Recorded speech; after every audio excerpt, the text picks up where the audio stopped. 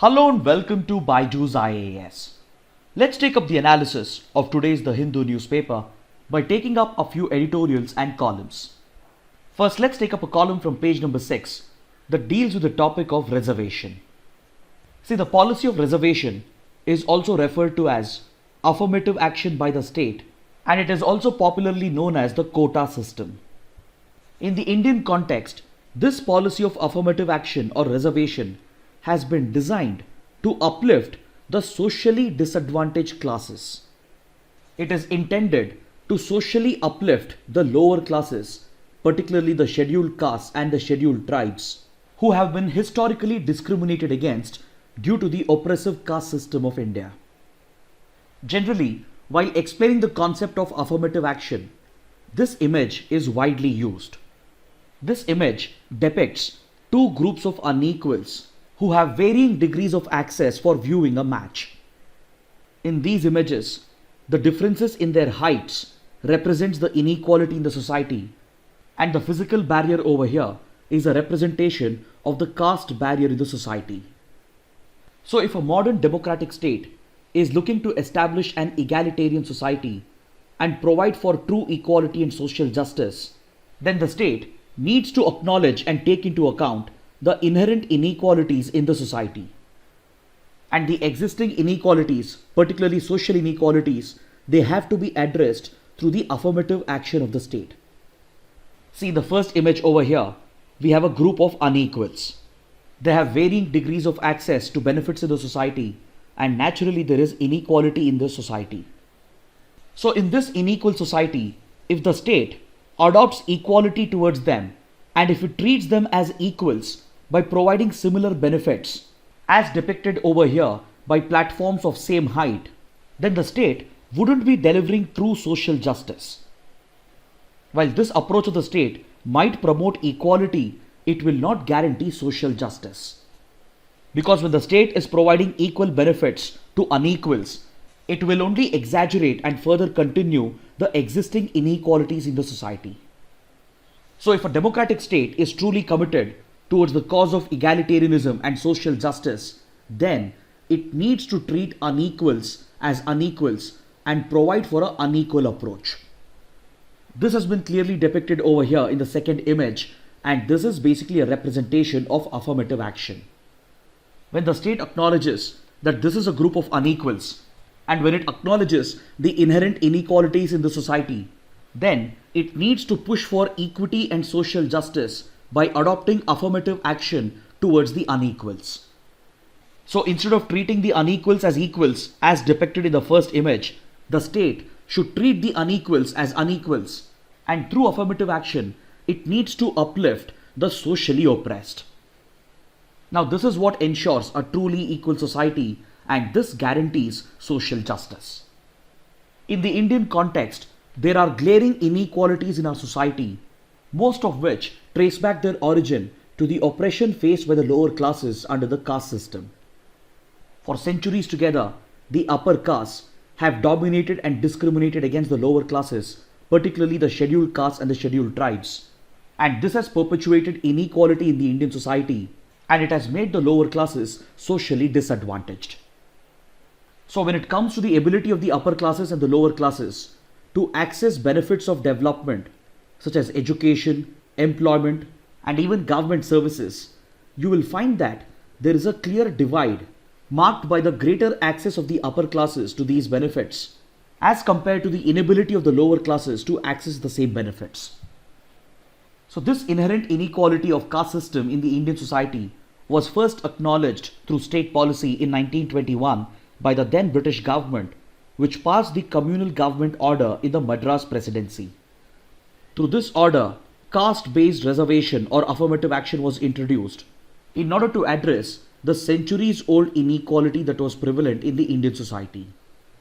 Later, after India became independent, the forefathers who drafted the Indian Constitution, they had the far-sightedness to acknowledge the inequalities of the Indian society, particularly faced by the SCs and the STs, and through a set of fundamental rights, they sought to address these inequalities and deliver social justice to them.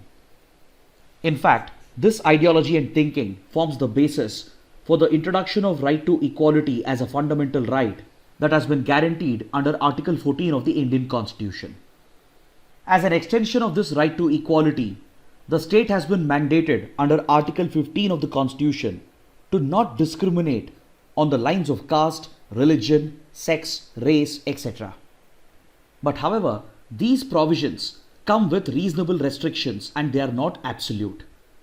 These reasonable restrictions allows the state to implement affirmative action in support of the unequals in order to uplift the socially disadvantaged classes.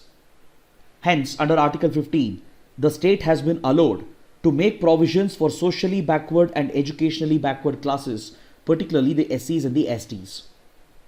Then under Article 16, that deals with public employment, even though it mandates the state to maintain equality, it is again not an absolute fundamental right, and the reasonable restrictions allows the state to make for exceptions and provide for the upliftment of the socially disadvantaged through affirmative action.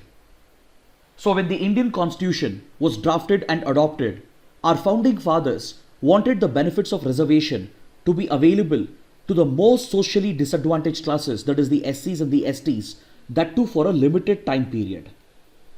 This was to ensure their social upliftment and to restore equality in the society once these lower classes were socially uplifted. But unfortunately, the policy of affirmative action has been heavily politicized over the years, and the quota system has been effectively turned into a vote bank by the political parties.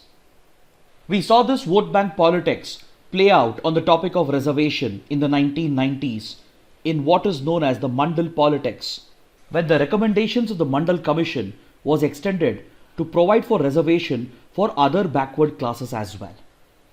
Then recently in 2019, through a constitutional amendment, 10% reservation has been provided for the economically weaker sections as well, which predominantly covers the general category. This, according to the writer, has blurred the lines between the reserved and the general category, and it has a severe impact on the concept of reservation and affirmative action, and it erodes the very idea and the practice of reservation policies. The writer argues that the topic of reservation has always been a contentious topic between the upper caste and the lower castes. On the basis of the quota system, the upper and the lower castes have been divided into the general and the reserved category respectively, and the writer calls it more of an ideological divide. Over the years, as the affirmative action policy was implemented, the upper castes have taken a stand against reservation and the quota system, and they have sought to promote a merit-based system as they see the quota system to be against the interests of meritorious students. And according to the writer, this interpretation of merit by the upper caste is a one-sided interpretation, because in the Indian context, the recognition of merit is purely based on their examination marks. Here the writer presents a very interesting argument and explains how the reservation provided to the oppressed classes is actually based on merit. Because in a broader sense, merit need not just refer to marks that a particular candidate scores in an examination, but it could also refer to the specific criteria on the basis of which few oppressed classes and lower castes are chosen for reservation. The very fact that one belongs to the SC or the ST community, which has faced centuries of oppression, in itself qualifies to be a merit criteria as per the writer. Because even if you look at merit solely from the perspective of marks as argued by the upper castes, you will find that marks-based merit is more of a social privilege. There is no doubt that in order to score good marks, a student needs to put in the required effort and needs to have the ability to excel in academics. But however, merit is not determined by effort and ability alone, because it also involves a mix of access to quality education, especially expensive tuitions, and one should also have access to enough social capital to be able to have access to affordable quality education.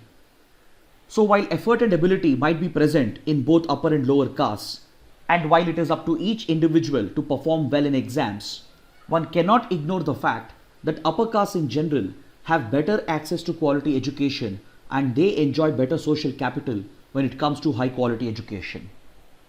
So here, interestingly, the upper castes consider the policy of reservation as a form of discrimination against the meritorious students. And while their argument might be valid to a certain extent, they have of late started pushing for a separate quota under the general category itself. This is where the writer brings out the dichotomy of this argument, because merit and quota, they are opposite ideologies.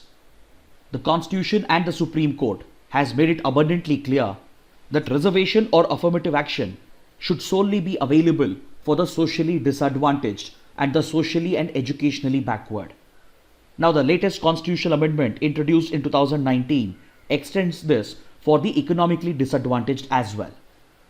So, while the reserved category is solely accessible for the disadvantaged classes, the Constitution and the Supreme Court says that the general category should remain open to all the categories. But however, of late there has been an attempt by the upper caste to turn the general category into a so-called merit-based category which would be solely accessible to the upper caste. So the writer argues that there is a social movement led by the upper caste to blur the lines between the general and the reserved category and turn the general category into an exclusive quota based on so-called merit, which would end up becoming accessible only to the upper caste and the privileged within the lower caste. So those who are truly oppressed, either socially or educationally or economically, their access to social justice would be further diminished, and hence the writer says that the blurring of lines between the reserved and the general category impacts reservation as an idea and in practice, and he calls upon the government to come up with better policies for equitably distributing the opportunities. Now let's take up another column from page number 6. In this column, the writer makes an argument for further boosting India's maritime domain awareness in the Indian Ocean region. See, in the Indian Ocean region, India faces multiple threats, and in order to secure its national interests in the IOR region, India has come out with a dedicated doctrine for the Indian Ocean region known as the Sagar Doctrine. The Sagar Doctrine of Prime Minister Modi stands for security and growth for all in the region. Under the Sagar Doctrine, India has projected itself as a net security provider for the entire region in order to protect its interests. See, maritime domain awareness is all about having prior knowledge and information about all likely and possible threats to your national security in the maritime domain. In this context, the writer makes a reference to the theories of legendary Chinese military strategist Sun Tzu. In his writings, Sun Tzu highlighted the importance of foreknowledge, which would help in tilting the balance of power in your favor against the adversary, which in turn would help in tilting the balance of fortune in a war. But according to Sun Tzu, this foreknowledge or prior knowledge or awareness can be collected and gathered only by deploying a set of specialized tools and specialized men in order to thoroughly understand the thinking of the adversary and his intentions, and also to develop a complete understanding of the theatre of battle, that is to understand the geography and the terrain of the domain in which the battles and the wars would be fought against the adversary. So when you look at a country's maritime domain, the possible adversaries could be both non-state actors such as terrorists, pirates and organized criminal groups, and as well as hostile states which are looking to threaten your national security interests. So in order to deter these threats and protect your interests, a country needs to develop complete maritime domain awareness. And for this purpose, all the security agencies, including law enforcement, intelligence agencies and the armed forces, they need to focus on foreknowledge, which is essentially the collection of intelligence and information. Such intel needs to be collected by deploying specialized human assets and technical assets. This, in short, is the concept behind maritime domain awareness. So when you look at the Indian Ocean region, the lead security agency would be the Indian Navy, which in turn is also backed and supported by other agencies and forces such as the Indian Coast Guard, civilian intelligence agencies such as RAW and IB, the coastal police of the respective coastal states, and as well as the customs authorities who deal with organized crime on the high seas. As of now, India's primary adversary in the Indian Ocean region happens to be China as per India's strategic establishment. And in order to deter Chinese activities in the IOR region and to monitor the expanding military presence of China's PLA Navy, India has taken up a number of initiatives that are focused on the eastern part of the Indian Ocean region and as well as in the western part of the Indian Ocean region. For example, the Indian Navy has led the Coastal Surveillance Radar project, which was launched after the 26/11 Mumbai attacks. And under phase 1 of this project, the entire coastline of India was covered, including the islands of Lakshadweep and Andaman and Nicobar.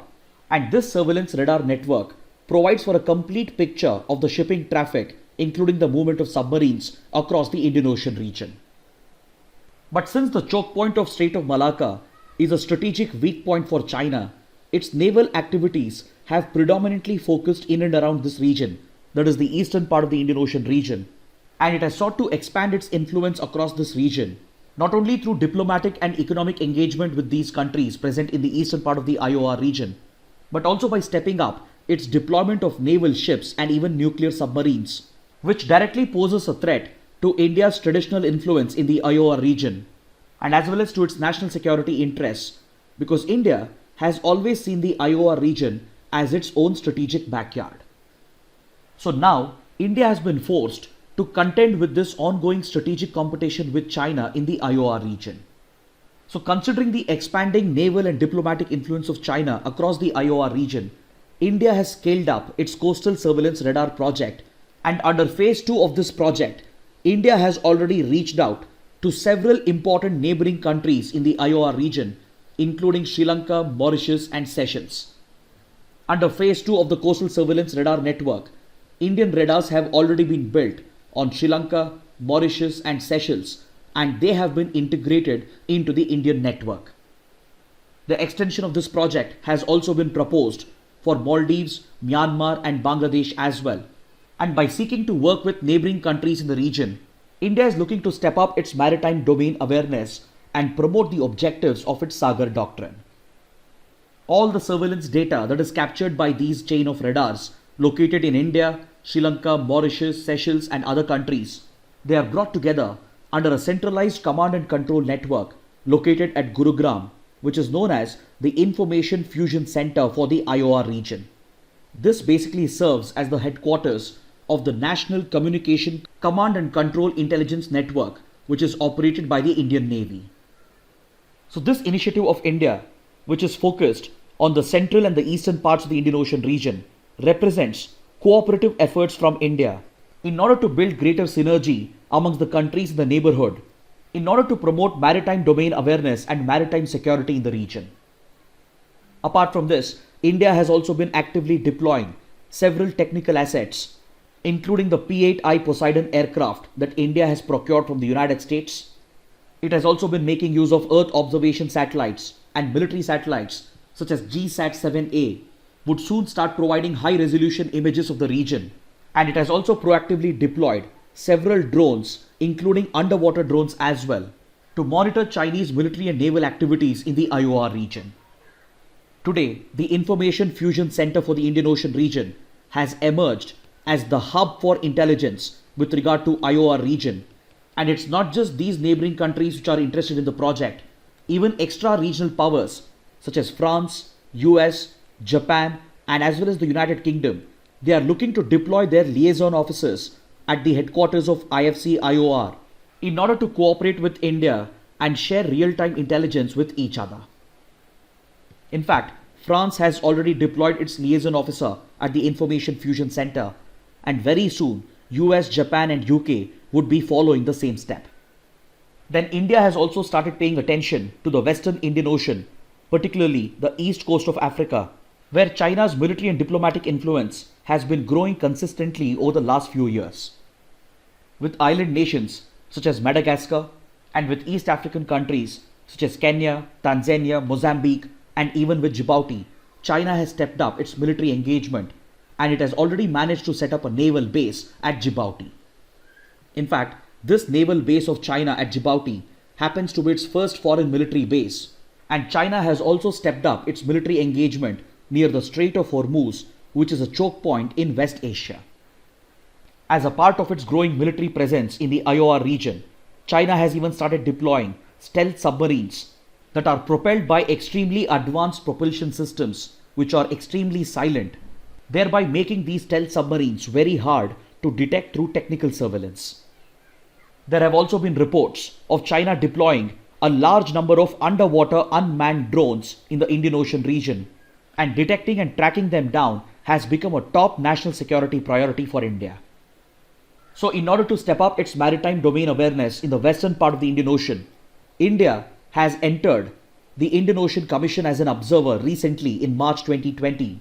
And this is a regional grouping which includes countries such as Mauritius, Seychelles, and it also includes countries such as Madagascar, Comoros, and as well as the French overseas territory of Réunion.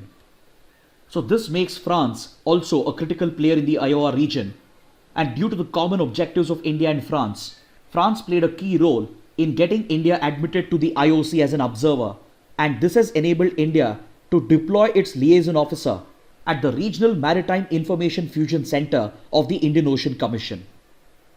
This has helped India to step up regional engagement with these countries that are part of the Western Indian Ocean, and it provides India with real-time intelligence and enhances its maritime domain awareness. India has also tied up with the European Union, and it has managed to post a liaison officer at the European Maritime Awareness Strait of Hormuz Center, which is headquartered at Abu Dhabi, and it functions as a regional hub for maritime surveillance and maritime domain awareness around the Strait of Hormuz, which is also a strategic choke point just like the Strait of Malacca. Then India is also looking to induct the Sea Guardian drones from the US, and it is also seeking geospatial intelligence from the US to further step up its monitoring of Chinese military activities in the IOR region. It has also been reported that India, US and Japan are looking to work together to set up a network of underwater sensors across the IOR region in order to monitor the deployment of the Chinese Navy. And this, along with the Malabar naval exercise involving India, US, Japan and Australia, has allowed India to promote regional synergy amongst like-minded countries. Along with this, India also actively promotes a number of regional groupings and organizations such as the IORA or the Indian Ocean Rim Association, and as well as the Indian Ocean Naval Symposium. Such regional initiatives focused on countries of this region has helped India to promote synergy, and this is a key requirement for India to step up its maritime domain awareness in the IOR region. Next, we have an article on page number 10 related to the ongoing border tensions between India and China. See, just the other day, it was reported that the United States had given India a lot of assistance during the latest border clashes in the Ladakh region across the LAC or the line of actual control. When the border clashes took place between the month of May to August, it was widely reported in several sections of the media that the United States was giving a lot of assistance to India in its military confrontation with China in the Ladakh region. But these reports were never officially confirmed by either of the governments. But recently, outgoing US ambassador has given official confirmation of the kind of US support that was extended to India during the border tensions. So based on this official confirmation, it has been reported that the US provided India with geospatial data and real-time intelligence in order to jointly monitor the deployment of Chinese troops across the line of actual control. And reportedly, the US has also helped the Indian Army to procure extreme weather clothing in order to enable the forward deployment of Indian troops closer to the Chinese positions across the LAC, especially for the winter season. So based on these reports and following the official acknowledgement by the US ambassador, China has retaliated, and it has ordered US not to meddle in the bilateral border standoff involving India and China. China has asked the US to not target any specific country, and it has asked the US to stop using third countries like India to target China. Now let's look at a few articles that are relevant for prelims. First, we have an article on page number 4, according to which autonomous state has been sought within Assam as per the provisions of Article 244A. See, under the 6th schedule of the Indian Constitution and under Article 244, autonomous councils have been provided for Assam, Meghalaya, Mizoram and Tripura. And as a follow-up, Article 244A was introduced through the 22nd Amendment in 1969, and according to this article, an autonomous state within Assam can be formed comprising of certain tribal areas in the state, and this autonomous state within Assam could be provided with a local legislature or with Council of Ministers or both in order to empower the tribal areas to protect their culture, their language and their rights. Now let's look at an article from page number 8, Foundation Stone Laid for New Anubhava Mantapa. This topic is very important for prelims under art and culture, and hence first let's understand what is Anubhava Mantapa. See, Anubhava Mantapa was first established by Basavanna, who was a leading socio-religious thinker from Karnataka. It was established back in the 12th century and it is located in Basava Kalyan in Bidar district of Karnataka. At Basava Kalyan, Basavanna championed the Anubhava Mantapa and laid the foundation for a diversified religious and philosophical thought. Through the medieval times, Basava Kalyan has been an important center for several kingdoms, including the Western Chalukyas, the Kalyana Chalukyas, etc. Basavanna, who was seen as a leading social reformer, he boldly stood up against the discrepancies of Hinduism, particularly its caste system, and he took a stand against upper caste domination and oppression and championed the cause for a casteless society. So to spearhead a new form of religious and philosophical thought, Basavanna set up Anubhava Mantapa, which was essentially a religious parliament. This is said to be the world's first religious parliament, which brought together several scholars, mystics, saints and philosophers, and this laid the foundation for the establishment of the Veerashaiva or the Lingayat faith. The followers of the Lingayat faith are known as Sharanas, and under the leadership of philosophers such as Alama Mahaprabhu, Basavanna, Akka Mahadevi, Channa Basavanna, etc., Veerashaiva religious thought and philosophical thought was championed through Vachana Sahitya or Vachana literature. So Anubhava Mantapa was essentially an academic school which was trying to evolve egalitarian religious and philosophical thought in order to make the society a casteless and creedless society by promoting humanitarian values through vachanas, and this Anubhava Mantapa set up by Basavanna was at the very center of this unique socio-spiritual revolution. So the government of Karnataka is looking to revive the Anubhava Mantapa by building a new structure, and the foundation stone for this project has been laid to commemorate the contributions of Basavanna, and true to its cultural heritage, this upcoming building will also adopt the Kalyana Chalukya style of architecture.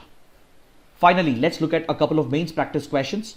The first question, the line between reserved and general category is blurring, impacting reservation as an idea and as practice. Discuss. The second question, beyond monitoring Chinese activity in the Indian Ocean, India's maritime initiatives should help generate intra-regional synergy. Evaluate. Kindly write an answer to these questions and post your answers in the comment section below. So this concludes our discussion for the day. Thanks for watching.